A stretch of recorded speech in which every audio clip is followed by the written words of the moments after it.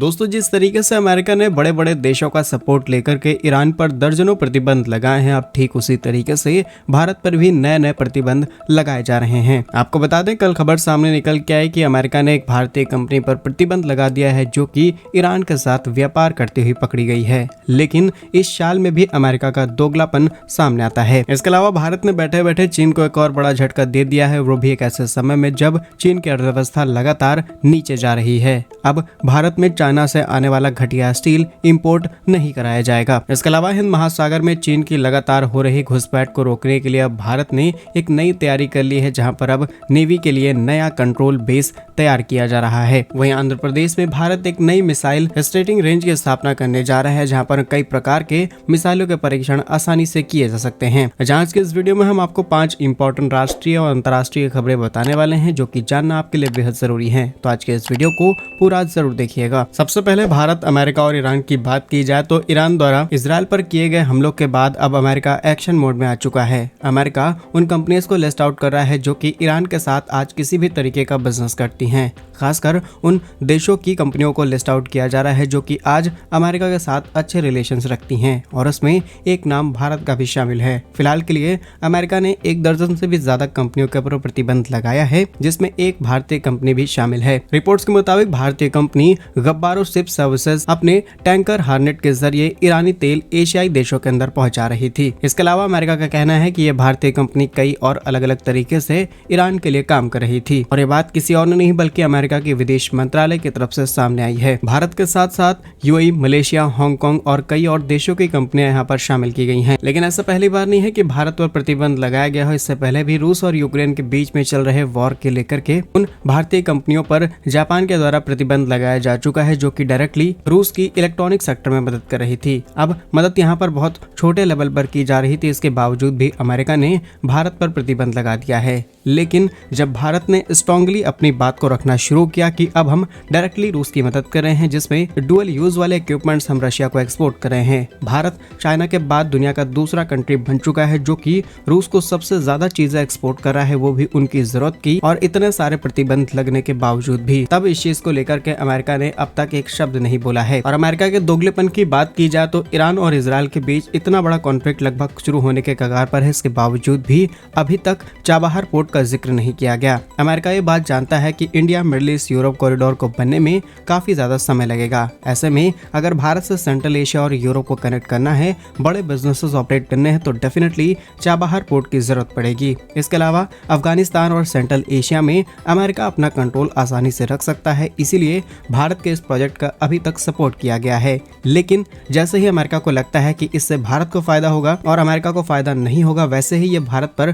प्रतिबंध लगाने की धमकियां देते हैं। सिर्फ इतना ही नहीं, बल्कि भारत से बासमती चावल का करीब 19 यानी कि 19% हिस्सा आज ईरान को एक्सपोर्ट किया जाता है। साल 2023 और 24 में भारत ने ईरान को करीब $680 मिलियन बासमती चावल एक्सपोर्ट किया। इसके अलावा भारत ईरान से सनफ्लावर ऑयल इंपोर्ट कराता है। 23-24 के आंकड़ों के मुताबिक करीब $32 मिलियन की चाय और सनफ्लावर ऑयल भारत ने ईरान से इंपोर्ट कराया। वैसे तो एक समय पर ईरान भारत का सबसे बड़ा तेल पार्टनर हुआ करता था, लेकिन अमेरिकी प्रतिबंधों के चलते आज दोनों देशों के रिश्ते बहुत ज्यादा खराब हो चुके हैं। लेकिन अमेरिका के इस दोगलेपन पर आप क्या सोचते हैं, हमें कमेंट्स में जरूर बताएं। नेक्स्ट इंपॉर्टेंट अपडेट की बात की जाए तो आज भारत दुनिया का दूसरा सबसे बड़ा स्टील प्रोड्यूस करने वाला देश है। इसके बावजूद भी जो हाई ग्रेड और हाई क्वालिटी के स्टील हैं, इन्हें भारत चाइना से भारी मात्रा में इंपोर्ट कराता है। वैसे आंकड़ों के मुताबिक चाइना आज दुनिया का सबसे ज्यादा स्टील प्रोड्यूस करने वाला देश है। इसके बावजूद भी रॉ मटेरियल चाइना भारत से इंपोर्ट कराता है। लेकिन रिसेंटली भारत ने इस स्टील इंडस्ट्री को लेकर के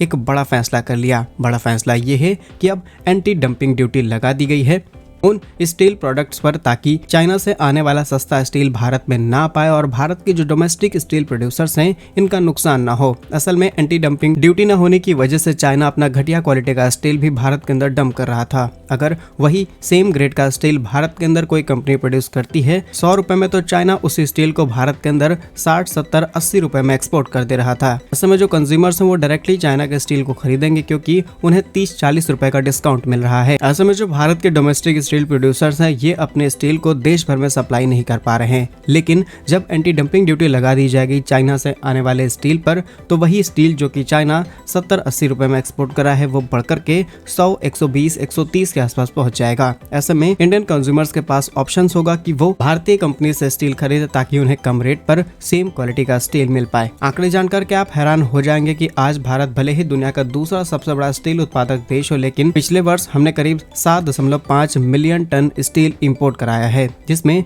मैक्सिमम हिस्सा चाइना से इंपोर्ट किया गया है। और आज भी भारत की स्टील प्रोडक्शन कैपेसिटी करीब 100 मिलियन टन पर ईयर की है। बाकी भारत द्वारा उठाए गए इस कदम पर आप क्या सोचते हैं, कमेंट्स में अपनी राय जरूर बताइएगा। नेक्स्ट इंपॉर्टेंट अपडेट की बात की जाए तो ये भारत और चीन से सामने निकल के आ रही है। जैसा कि आप लोग जानते होंगे कि हिंद महासागर में चीन लगातार खुद को बढ़ाने में लगा हुआ है, चाहे बड़े बड़े एयरक्राफ्ट कैरियर हो या फिर युद्धपोत और नई नई सबमरीन्स लगातार चीन लॉन्च करते चला जा रहा है। ऐसे में भारत को बड़ी तैयारी करनी होगी क्योंकि चीन के साथ हम एक लंबा बॉर्डर शेयर करते हैं और इसी चीज को काउंटर करने के लिए भारत की तरफ से अब नेवी का एक नया बेस कंट्रोल स्टेशन तैयार किया जा रहा है, वो भी पानी के नीचे। जैसा कि आप लोग जानते होंगे रिसेंटली भारत ने अपने दूसरी परमाणु सबमरीन अरिहंत को नौसेना में शामिल किया है। जैसे ही इसे लॉन्च किया जाता है वैसे ही सेना तैयारी करती है कि इसकी सारी इन्फॉर्मेशन और सारे कम्युनिकेशन एक एडवांस फैसिलिटी के तहत किए जाएंगे और इसको पानी के नीचे तैयार किया जाएगा। और रिसेंटली राजनाथ सिंह जो कि भारत के डिफेंस मिनिस्टर हैं, इन्होंने उद्घाटन कर दिया है तेलंगाना के विकाराबाद में very low frequency communication station को सेटअप किया गया है। फिलहाल के लिए 100% कंप्लीट नहीं हुआ है, 2 से 3 सालों में ये स्टेशन पूरी तरीके से बन करके तैयार हो जाएगा, जिसके बाद पानी के नीचे जो हमारी सबमरीन्स हैं वो 24 घंटे एक साथ कम्युनिकेट आसानी से कर पाएंगे और वहां से किसी भी तरीके का सिग्नल बाहर नहीं जा पाएगा।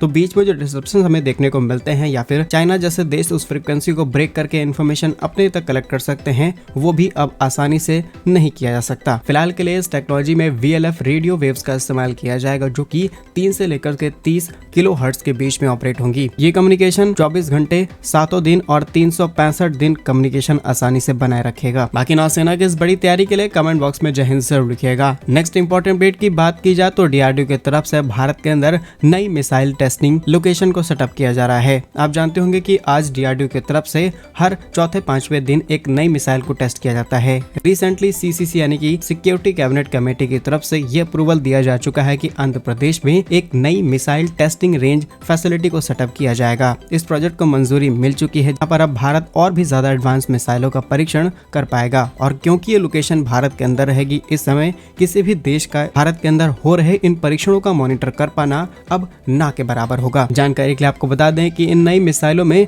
सरफेस टू एयर में मार करने वाली मिसाइलें, एंटी टैंक मिसाइलें और कई एडवांस मिसाइलों का परीक्षण किया जाएगा। साथ ही CCS की तरफ से इस प्रोजेक्ट को मंजूरी तब दी गई जब भारत ने 31 प्रेडेटर ड्रोन्स खरीदने की मंजूरी दी। इसके अलावा 80,000 करोड़ रुपए की लागत से भारतीय नौसेना में शामिल होने वाली सबमरीन्स को अप्रूवल दिया गया। उसी समय इस प्रोजेक्ट को भी मंजूरी मिल गई थी। ये प्रोजेक्ट भारत के लिए बहुत ही खास होने वाला है क्योंकि अब भारत मिसाइलों के परीक्षण को बढ़ाएगा। बाकी क्या कुछ सोचते हैं DRDO की इस बड़ी तैयारी के लिए कमेंट्स में अपनी राय जरूर बताइएगा। ऐसा ही और वीडियोस पाने के लिए वीडियो को लाइक, चैनल को सब्सक्राइब जरूर कीजिए। वंदे मातरम, भारत माता की जय।